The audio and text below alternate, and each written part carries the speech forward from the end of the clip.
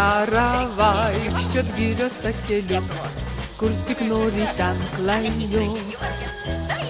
Ten daug eglių, alksnių, drebulių, na o čia kaštonai, net 40 kaštonų plačių. Parko alėjose šlama kartu, kai kam su drauge, o kai kam su draugu.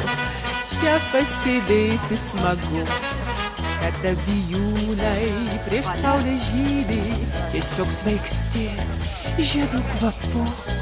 Ir braunas meilė į tavo širdį, o kas tu toks visai nesvarbu. Po 40 kaštonų plačių, dūsaujant 100 porelių girdžiu, kol jos išsidūsaus prabėgs daug dienų. Mama, ir aš ten einu.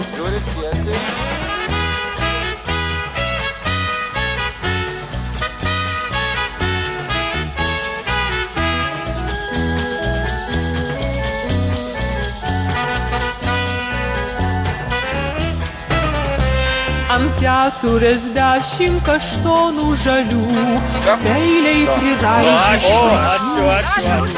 Galvoja kaštonai ir pankačia, sako, padėkim iš čia.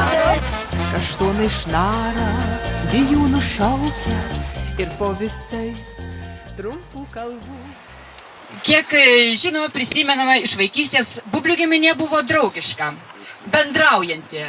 Miela prisiminti tuos susitikimus pas bobutę prie ežero, kai suvažiuodavo visi dėdės, atsiveždavo savo vaikus ir mes visi ir žaisdavom, ir dūkdavom, ir mums būdavo labai smagu ir visi labai laukdavom, ne tik vaikų, bet ir tie dėdės mums buvo labai mieli.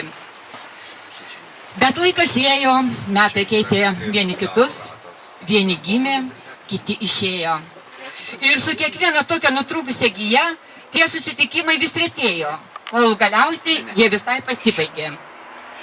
Ir susitinka dabar, kaip Mildutė gražiai yra pasakiusi, tik su krepšeliais. Tomis liūdnomis akimirkomis, kai reikia kažką išlydėti, su kažkuo atsisveikinti. Todėl labai džiaugiuosi, kad šis mūsų susitikimas yra maloni išimtis. Ir labai tikiuosi, kad ji turės tęstinumą.